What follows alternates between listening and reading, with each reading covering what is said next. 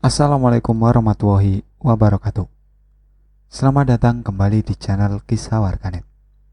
Di pertemuan kali ini, saya akan membacakan sebuah cerita. Cerita ini berjudul Istri Setia, Istri Tercinta. Dan cerita ini ditulis oleh Naila Nurfajriya Ramadhani. Tak usah lama-lama, kita ke ceritanya.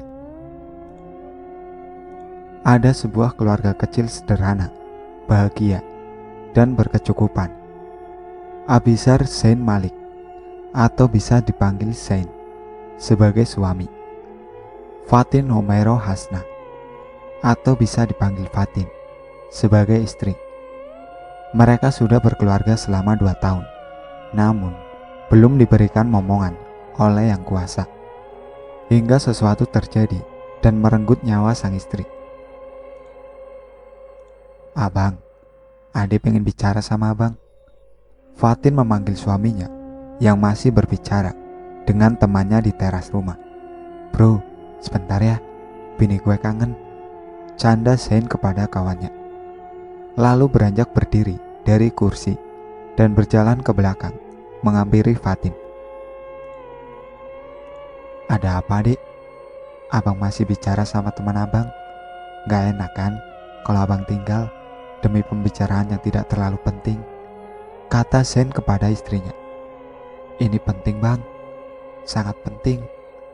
Menyangkut masa depan kita berdua," sautnya dengan penuh harapan.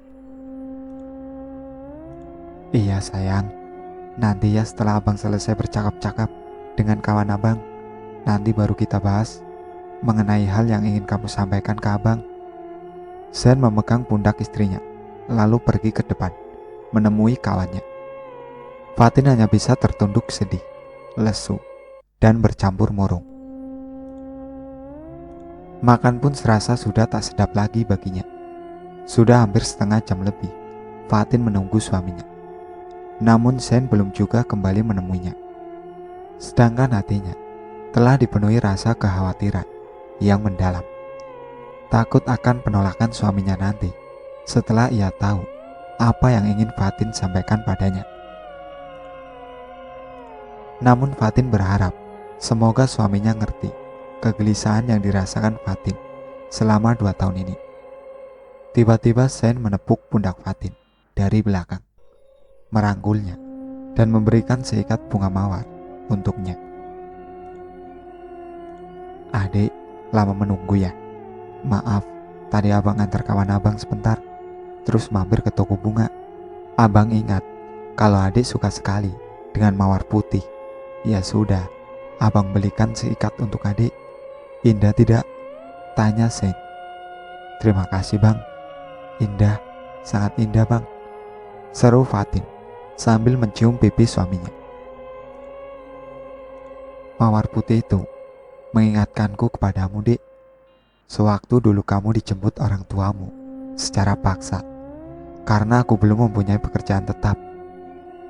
Setiap berjalan melewati toko bunga dan melihat bunga itu, aku teringat padamu. Keelokan mawar itu, harum yang khas, dan warna putih yang suci, sungguh benar-benar seperti dirimu. Walau sehari pun, aku tak bisa hidup tanpamu sayang. Tetaplah bersamaku, dan jangan tinggalkan aku." Tak terasa Zain menangis di pelukan Fatin setelah mengingat kejadian itu. Fatin pun yang melihat suaminya seperti itu menjadi tak tega kalau ia harus berbicara tentang hal itu. Sekarang dirasa memang tak mungkin, waktunya juga kurang tepat. Namun perasaan itu semakin membelenggu hati Fatin hingga membuatnya hampir bertahun-tahun melamunkan hal itu. "Sudah bang, itu sudah masa lalu.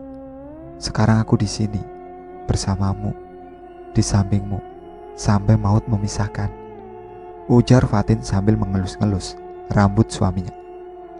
"Bang, tidurlah di pangkuanku.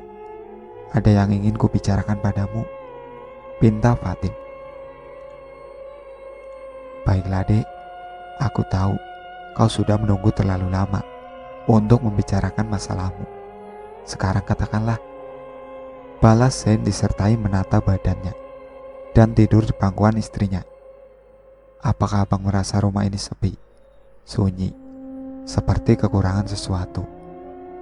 Tanya Fatin yang memulai basa-basinya. Apa maksudmu, Dek? Ada aku, kamu, juga pembantu yang lain yang siap 24 jam untuk melayanimu kan? Mengapa? Apa kau tak merasa nyaman tinggal di rumah luas seperti ini? Jikalau memang iya, aku akan menjual rumah ini dan membeli rumah yang sederhana untuk tempat tinggal kita, dan sisa uangnya kita tabung buat masa depan kita, tutur Zain. Bukan seperti itu, Bang. Namun Fatin menginginkan hal yang lain. Celetuk Fatin yang tiba-tiba membuat Zain semakin penasaran. Lalu apa, sayang? Tanya Zain. Aku ingin kau menikah lagi, Bang, ucap Fatin. Hati Zain mendadak tersambar petir mendengar permintaan istrinya. Sedangkan ia adalah tipe seorang suami yang setia dan ia sangat mencintai Fatin. Tapi mengapa istrinya berbicara seperti itu? Itulah yang menjadi teka-teki di benak Zain sekarang ini. Apa maksudmu? Apa kau tak mencintaiku lagi, Dek? Atau kau sudah bosan? Apakah kau siap jika aku berpoligami? Tanya Zain dengan nada tinggi, lalu bangkit dari pangkuan Fatin. Tenanglah, Bang, duduklah dulu, akan aku jelaskan, kata Fatin. Beberapa menit setelah percakapan itu, mereka berdiam diri tanpa ada sepatah kata pun terucap dari bibir masing-masing. Lalu Fatin memulai pembicaraan dan membahas tentang masa lalunya dulu. Bang, apa kau ingat kejadian setahun lalu? Saat bahagianya kau menjadi seorang ayah dan kau melupakan segalanya, hingga sesuatu terjadi padaku dan membuat aku keguguran. Apa kau ingat? Dokter sudah mengangkat rahimku dan aku sudah tidak bisa memberimu keturunan lagi.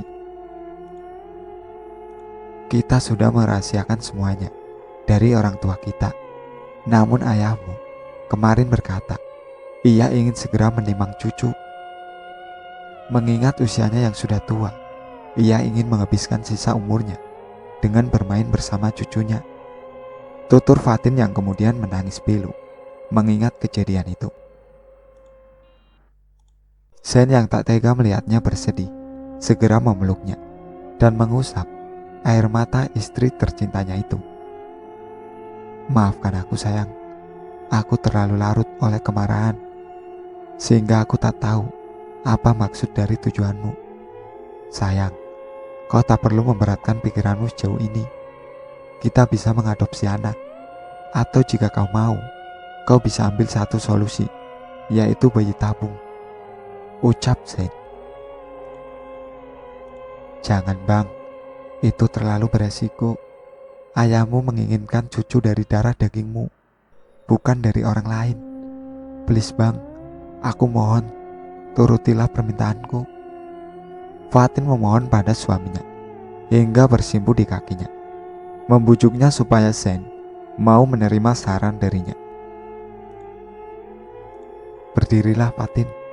Aku tak suka jika kau seperti itu. Keputusanku tetap sama. Ketahuilah aku teramat sangat mencintaimu. Jadi jangan pernah sesekali menyuruhku menikah untuk yang kedua kalinya.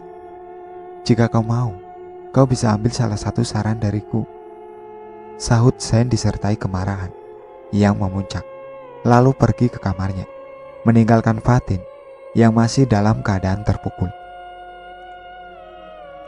Keesokan harinya, mereka kedatangan seorang tamu perempuan, yang dimana Fatin belum pernah menjumpainya.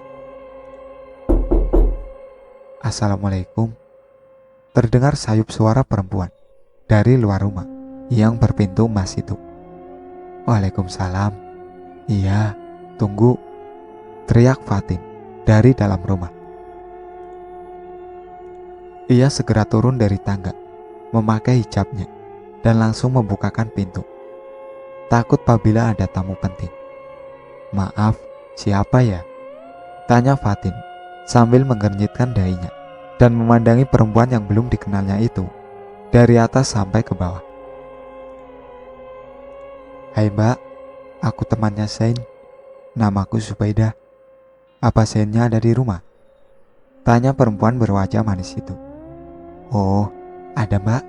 Silakan duduk. Sebentar, Mas Zainnya masih tidur. Saya bangunkan dulu. Ucap Fatin sambil berlalu ke atas, membangunkan suaminya. Bi Ina, tolong bikinin teh manis ya Bi, buat tamu. Teriak Fatin dari atas tangga. Enggak non, balas Bi Ina. Siapa ya perempuan tadi? Apa itu adik dari Zain? Atau istrinya? Ah, tapi mana mungkin itu istrinya. Norak sekali penampilannya. Setauku, Zain kan suka wanita yang feminim. Celetuk perempuan yang bernama Subaidah itu dari dalam hati. Tak lama Zain turun bersama Fatin menemui Subaidah yang telah menunggu di ruang tamu. Baju koko hitam yang dipadukan dengan sarung berwarna kecoklatan membuat penampilan Zain semakin menawan dan membuat siapapun perempuan yang melihatnya jatuh cinta. Terutama Subaidah, teman masa sekolah Zain yang sedari dulu diam-diam telah menyukainya. Maaf, siapa ya? Tanya Zain sambil menjabat tangan Subaidah. Kamu melupakanku, Zain, setelah kamu menjadi orang sukses dan bergelimang harta sekarang ini, ucap Subaidah. Oh bukan, maaf, saya benar-benar lupa, sahut Zain sambil mengernyitkan dahinya. Ingat sama si Cabi dulu, pas waktu masih SMA, balas Subaidah. Zain masih bersikeras berpikir, mengingat nama yang menurutnya tak asing di telinganya itu. Oh, astaga, kamu, masalah. Terakhir kita bertemu kan pas waktu kamu berpamitan mau kuliah ke Malaysia kan? Apa kabar kamu Subaidah? Dan juga papa mamamu? Seru Zain disertai gelak tawa yang kala itu semakin membuat jantungnya berdegup kencang. Apa kamu benar-benar tak tahu? Papa dan mamaku sudah meninggal. Mereka kecelakaan di pesawat waktu ingin mengunjungiku. Pesawat yang mereka tumpangi jatuh ke laut. 2 hari kemudian, jenazah mereka baru ditemukan dengan keadaan yang sudah benar-benar hancur. Mungkin karena sebagian tubuhnya sudah dimakan ikan. Subaidah menceritakan secara rinci kejadian demi kejadian yang merenggut nyawa kedua orang tuanya. Tak terasa matanya telah dipenuhi oleh tangisan yang kelamaan air dari kelopak matanya itu mengalir di pipi merahnya. Zain yang tak tega melihat perempuan yang sedang menangis segera beranjak dari tempat duduk dan mengambil tisu yang berada di lemari baket kecil dekat sofa, lalu memberikannya kepada Subaidah. Innalillahi, maafkan aku Ida, aku benar-benar tak tahu soal itu. Turut berduka cita atas kepergian kedua orang tuamu ya. Semoga kamu diberi ketabahan olehnya, tutur Zain sambil menepuk-nepuk pundak temannya, berniat menenangkan Subaidah yang saat itu sedang menangis terpukul. Fatin yang kala itu melihat keduanya tampak akrab, segera pergi meninggalkan ruang tamu dan hendak pergi ke dapur. Karena tak ingin mengganggu percakapan serius mereka, tiba-tiba, sayang, mau kemana? Sini duduk di sebelahku, pinta Zain sambil menarik tangan Fatin yang hendak meninggalkannya. Apa? Sayang? Benarkan yang kudengar itu? Seru Subaidah dalam hati. Perasaan kini menjadi hancur ketika mengetahui rupanya lelaki yang telah didambakannya menjadi pasangannya itu telah menikah. Ida, kenalkan, ini Fatin, istriku. Cantik bukan? Ujar Zain sambil memegang dagu Fatin, berniat ingin menggodanya. Ah, abang, malu jangan gitu, sahut Fatin sambil membuang tangan nakal Zain. Sedang Zubaida yang terbakar cemburu melihat kemesraan mereka, hanya menyunggingkan bibirnya, tanda tak suka. Apa yang dilihat Zain dari perempuan itu? Cantik tidak? Penampilannya juga udik, jauh di atas rata-rata wanita idaman, seru Zubaida dalam hati. Zain, aku pamit pulang dulu. Lain waktu aku akan berkunjung ke rumahmu lagi, cetus Zubaida. Ah, Mbak, nginep saja dulu di sini beberapa hari. Boleh kan, Bang? Tanya Fatin kepada suaminya. Zain mengangguk, menandakan mengiyakan permintaan Fatin. Baiklah, kalau kalian berdua memaksa, aku akan menginap di sini beberapa hari, sahut Zubaida. Mari Mbak, saya tunjukkan kamar untuk Mbak beristirahat, ucap Fatin dengan lembut. Saat keduanya melewati sebuah bilik kamar yang kebetulan terbuka, Zubaida terperangah melihat kamar megah nan luas. Meja rias yang selalu menjadi impiannya sejak dulu, tempat tidur yang besar, ukiran-ukiran dipan yang terbuat dari emas. Sungguh bak kamar milik kesultanan kerajaan.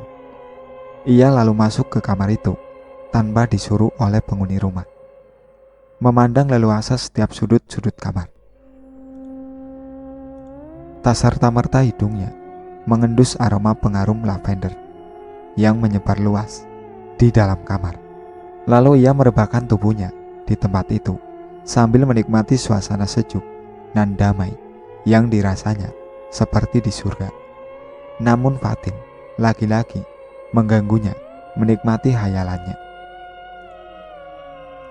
Mbak Zubaida, tegur Fatin dengan menepuk-nepuk pelan pipi Zubaida.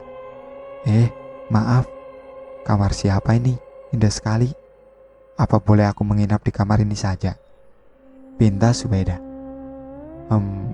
Maaf Mbak, bukannya saya tidak memperbolehkan. Namun ini adalah kamar kami berdua. Di sini juga banyak kok Mbak kamar yang lebih luas seperti ini, tutur Fatin. Walau Zubaida sedikit jengkel, namun ia tak mungkin menunjukkan sifat aslinya kepada Fatin. Sedangkan ia sudah menanti-nanti untuk menginap di rumah mewah bak istana itu, sambil menghayal dirinya menjadi seorang ratu di rumah itu. Baiklah, ayo, aku juga sudah capek, ingin segera beristirahat, cetus Zubaida. Setelah Fatin mengantar tamunya untuk beristirahat, Fatin segera turun ke bawah untuk menemui Zain. Seperti ada yang ingin Fatin sampaikan kepada suaminya itu. Bang, apakah abang ada waktu sebentar untuk adik? Tanya Fatin yang kala itu melihat Zain yang sedang mengutak-atik laptopnya. Seperti ada pekerjaan kantor yang belum Zain bereskan. Enggak dek, sini, ada apa? Sudah diantar Zubaidanya ke kamar tamu, tanya Zain sambil matanya terus menatap layar monitor laptopnya. Apa abang sedang sibuk? Tanya Fatin. Sedikit, abang sedang membereskan tugas-tugas kantor yang filenya harus dikirim malam ini juga, ucap Zain. Bang, kalau tidak keberatan, Fatin ingin bertanya pada abang, balas Fatin. Tanyakanlah dek, selagi abang masih bisa menjawabnya. Tapi jangan pertanyaan yang susah-susah ya, canda Zain kepada istri tercintanya itu. Sepertinya abang ada hubungan spesial sama teman abang itu ya? Tanya Fatin penuh penasaran. Sekejap Zain terdiam, lalu tertawa kecil dan menutup laptopnya. Apakah istri abang sedang cemburu saat ini? Tanya Zain menggoda sambil memeluk hangat istri tercintanya. Apa sih bang? Bukan begitu. Adik cuma tanya saja sama abang, balas Fatin dengan senyuman malu-malu hingga membuat pipinya menjadi merah merona. Baiklah, demi menjawab pertanyaan adik yang membuat adik semakin penasaran, abang akan menceritakan secara detail kepada adik siapa Zubaida dan bagaimana dulu hubungan abang dengannya. Zubaida adalah teman sekolah abang waktu abang masih SMA. Orang tua abang dan orang tuanya kebetulan adalah teman sebisnis. Kemudian, tanpa bertanya kepada abang dan Zubaidah dahulu, kedua orang tua kami telah menjodohkan kami secara diam-diam. Sampai akhirnya perjodohan itu ditunda hingga Zubaidah tamat dari kuliahnya di Malaysia. Lalu abang bertemu kamu, seorang wanita yang rajin menolong dan memberi makan anak-anak jalanan. Saat itu, hati abang terketuk. Perasaan abang menjadi tak menentu. Abang merasakan jatuh cinta untuk yang pertama kalinya kepada kamu dan melupakan perjodohan itu. Hingga akhirnya abang berniat ingin melamar kamu dan memperkenalkan kamu kepada kedua orang tua abang. Memang saat itu keadaan sedang mendesak. Orang tua abang juga sudah terikat janji oleh orang tua Zubaidah. Saat abang membawamu ke rumah, juga berniat mempersuntingmu, ibuku sudah berpikir bahwa aku telah jatuh cinta kepada gadis lain, yaitu kamu. Lalu ibuku membujuk ayahku agar ayahku dapat mempertimbangkan dahulu perasaan putranya dibandingkan oleh hasratnya demi proyek yang besar yang sedang ia tangani oleh orang tua Zubaidah. Lalu orang tuaku lebih menyayangiku. Ia lebih mementingkan perasaanku dibanding dengan mencari harta yang tak ada habisnya. Hingga akhirnya kita menikah. Hidup kita bahagia dan berkecukupan sampai hari ini. Itu semua berkat doa yang selalu kamu panjatkan padanya. Terima kasih sayang. Kamu telah setia menemaniku dari bawah hingga aku menjadi sukses sekarang ini. Tutur Zain sambil mencium kening Fatin. Fatin yang mendengarkan penjelasan suaminya kala itu langsung menangis, mengingat kejadian demi kejadian yang dilaluinya bersama suaminya. Sampai di sini ceritanya. Nantikan cerita kelanjutannya di part berikutnya. Sekian dari saya. Wassalamualaikum warahmatullahi wabarakatuh. Jangan lupa like, komen, dan subscribe channel ini.